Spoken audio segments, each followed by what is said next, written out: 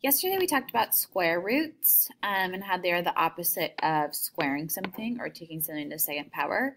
Today we're going to be talking about cube roots, which almost exactly the same thing, except it's the opposite of cubing something or taking something to the third power. So a cube root is the inverse operation of cubing. So 2 cubed, or 2 to the third power, is 8, because that's 2 times 2 times 2. So the opposite, or the cube root of 8, is equal to 2. A perfect cube is a number with an integer as its cube root.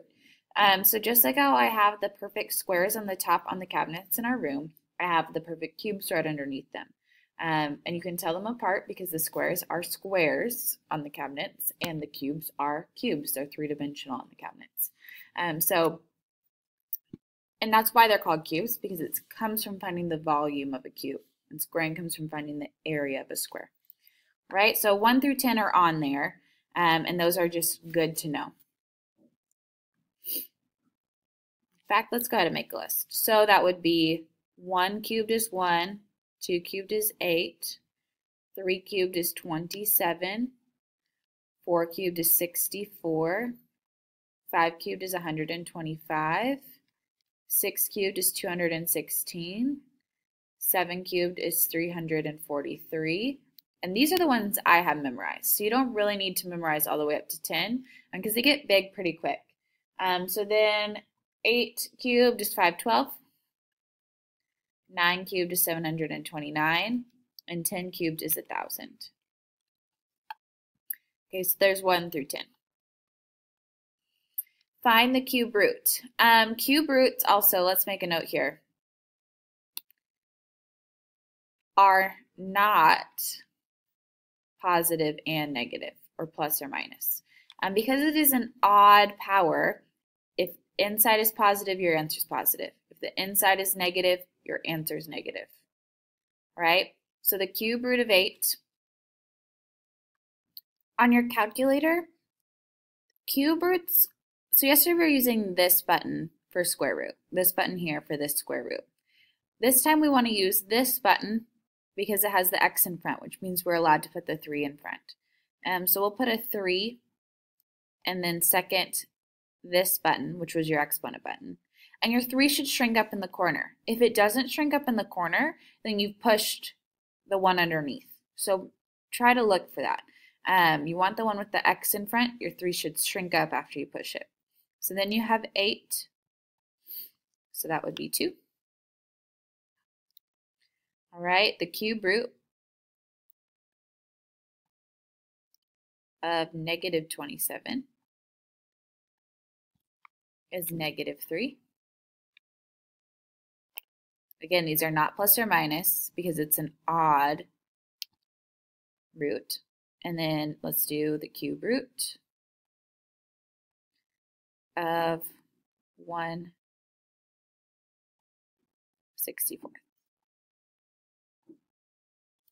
is 1/4.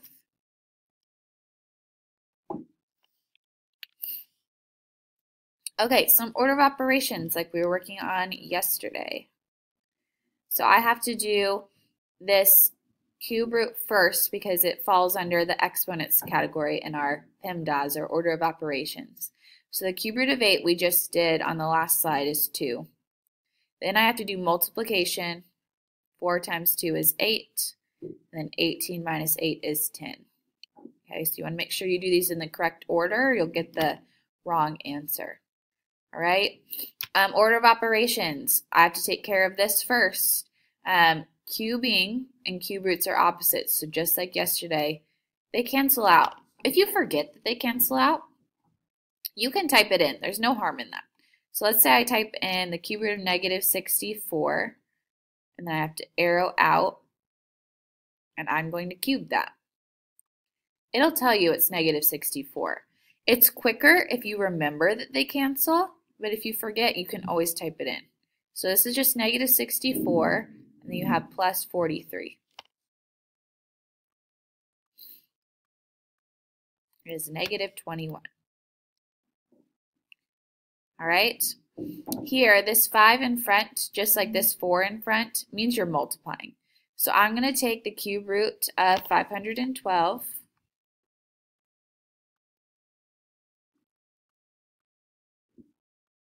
which is 8. So this is 5 times 8. Okay, sometimes people will put 58, but it's 5 times 8. 5 times 8 is 40. 40 minus 19 is 21. All right, so some order of operations there. All right, also similar to yesterday, we're going to take these types of equations and solve them. So the opposite of cubing, to get rid of this exponent, I need to cube root. And you just tuck a little 3 inside your radical symbol. Cube root. So the cube root of 216 is 6. So x equals 6. Okay, here I have to take the cube root. So these cancel, and now it's x. You don't need to keep writing that exponent after you do this. And then the cube root of negative 1,000 is negative 10. Okay, you can type it in if you're not sure, but your perfect cubes, and you'll start to remember, and then you won't have to type them in. All right, for this one, I have to divide by 3 on both sides first. Okay, so you can get your x by itself. So then you have x cubed equals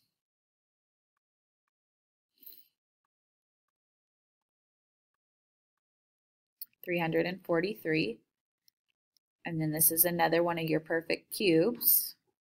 The cube root of 343 is 7. Okay, this one's a 2-step. So first thing we'll do is subtract 6 from both sides. So that cancels. So that'll give you 27. Then you're going to divide by negative 1 on both sides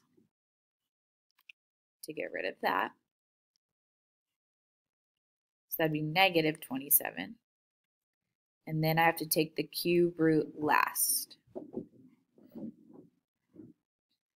Then you have x equals negative 3. Okay.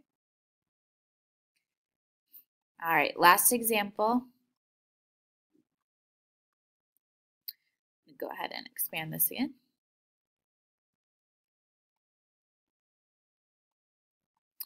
The baseball display case is made of plastic. How tall is the display case? So since it's a cube, volume is normally length times width times height. Since it's a cube, they're all the same. So that's s cubed. So if the volume is 125 inches, then I'm going to take the cube root of both sides. So s is 5 inches. Okay, when it's a word problem, you want to put it into context. So we need to label with inches. And then again, just like yesterday on your assignment, if there's a formula you need, I've put it on your worksheet for you. Okay, so I'm not expecting you to know all your volume formulas by heart, but look at the question. It should be in there for you. Right? We have a worksheet today, so raise your hand and I will give that to you.